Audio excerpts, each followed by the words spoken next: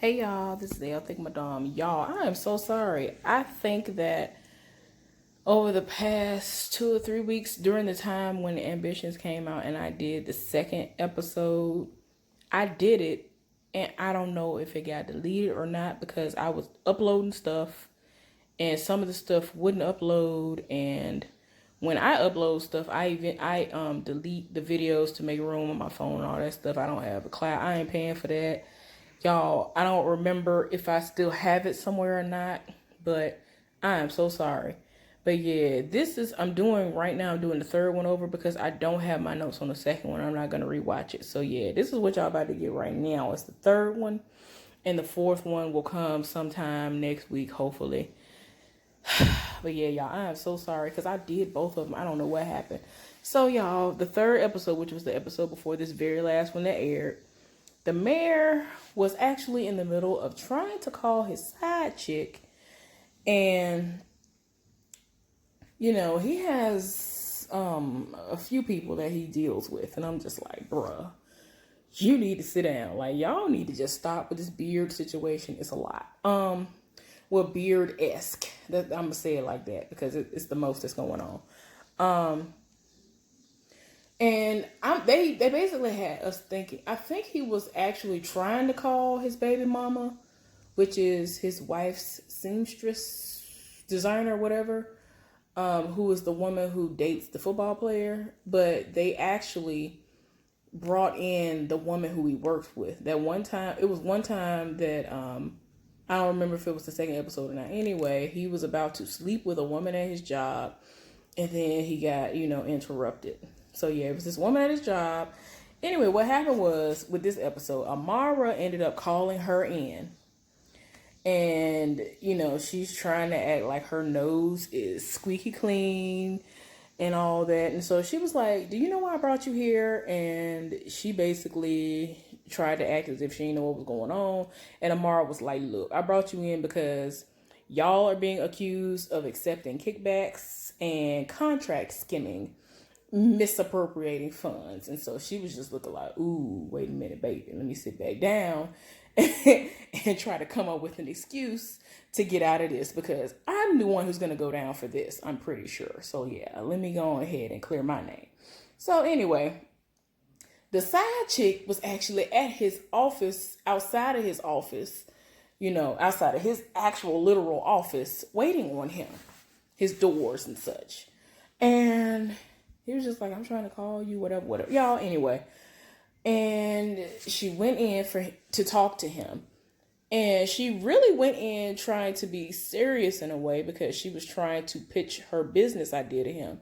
And so he wasn't really trying to take it serious like that. And she was just like, look, you know how my work is. I'm great as far as a business is concerned. My business ethic is amazing. You know that I am legit when it comes to what I do. I'm trying to get this spot in the airport. I don't know if y'all know, but a lot of these bigger airports have all kinds of people in them that sell stuff. They have these various stores in there, amazing stores. Like, there have been times I've wanted to go to certain airports just to get stuff because it's there. Because the actual store itself isn't just in my city somewhere. So like if I'm flying, if I just so happen to fly somewhere and I know that that's not in my city, I wouldn't mind going over there during my, layover or something to get something. But yeah, he ain't trying to hit, and I'm just like, stop. Stephanie is meeting up with Greg Peters. Y'all know they in cahoots. Titus is actually on the phone talking to his daughter, and she is trying to ask him about going to some concert. And he is like, I ain't here for it. And so she basically does persuade him into allowing her to go to it. So yeah, it was a crazy kind of concert. So then the boss's daughter actually walks in and they start talking. They've been butting heads. Whatever he say, don't go for her. She ain't here for it. And whatever she say, he ain't really here for it either. So that's how their relationship has been. So Stephanie actually went over to Thelma's place, which is her husband's sister's place, since their mother passed away. And she was just like, look, she actually was trying to butter up the daddy. Like, she did the most, y'all. I was so tired in my spirit. I was like, girl. And she was like, I think it's getting a little warm in here. She done took a little blazer and things off. And you know, he is a typical man, so he was here for it. And he has basically persuaded him into selling. So yeah. I was just like, oh gosh, y'all.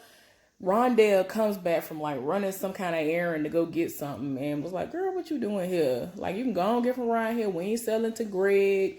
We ain't selling to Peters, whatever. And so her daddy set it all the way off because he owns 100% of the company. And so he was like, look, you ain't been telling me what's been said as far as the money is concerned. And we can move. I can sell this and go on by my business, whatever. He ain't here for it. He was like, I own this, so I can decide whatever it's gonna be. I'll let you know what the final decision is gonna be. I was like, oh Lord, girl, you done went. Oh, he done went off.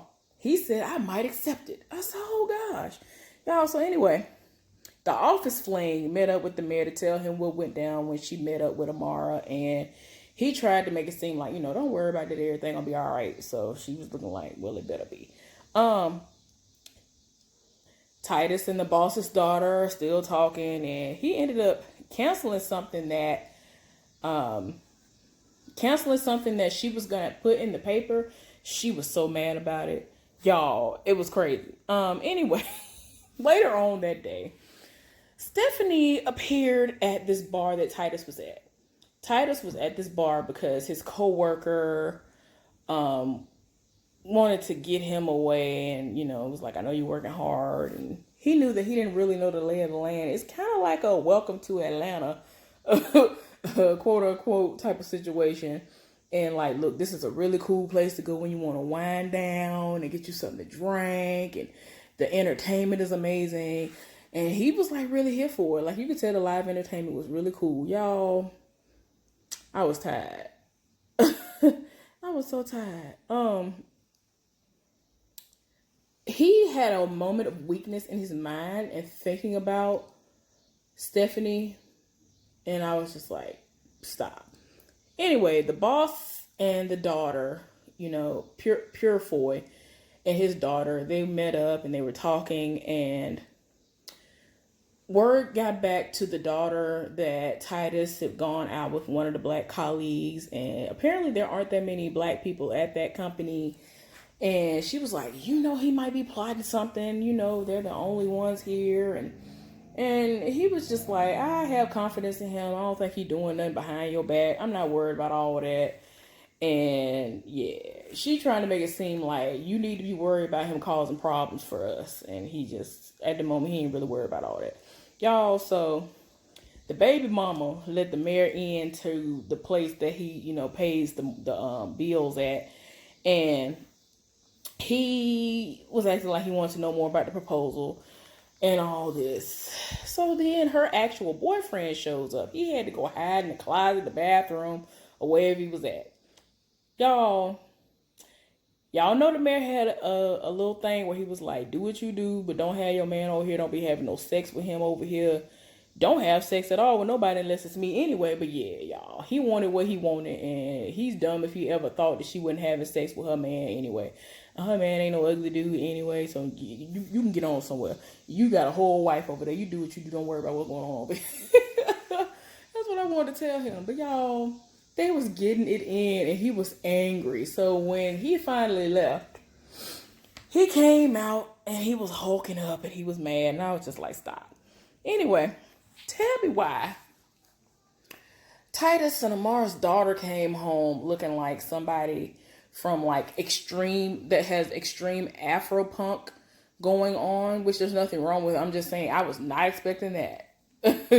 But yeah, and she had some white guy that I guess he seemed like he looked old. I think he was older than her, but they were concerned because he looked basically like the same, like her, not goth, but like punk, whatever. I don't even know what the words are nowadays, because a lot of the stuff that people describe nowadays is literally the same stuff when I was growing up and before I was growing up, and it had a different name for it, like goth, punk, alternative, what's that word? Emo. stuff like that. So I don't know what they identify as all that stuff now, as far as it being 2019. But yeah, they would stick out like a sore thumb, especially if they just went somewhere and she was if that's her true self, that's how she presents herself now.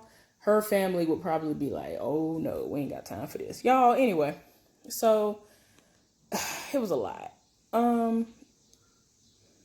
And her mama was not here for, the situation with them leaving and going to the concert. And so she was like, well, Dad already agreed. Y'all, it was a whole to do. I was like, Lord. Anyway, Stephanie's daughter came home and they keep trying to get her into the family business. And she was just like, I'm not really here for all that. I want to be an actress and all this other stuff. Y'all, tell me why Stephanie had the nerve to say that she is no Viola Davis. Why would you say that to somebody? Even if that's true, you don't say that, especially not to your own flesh and blood. She said that her daughter got in her feelings. She got mad and went to her room. So, yeah. Rondell,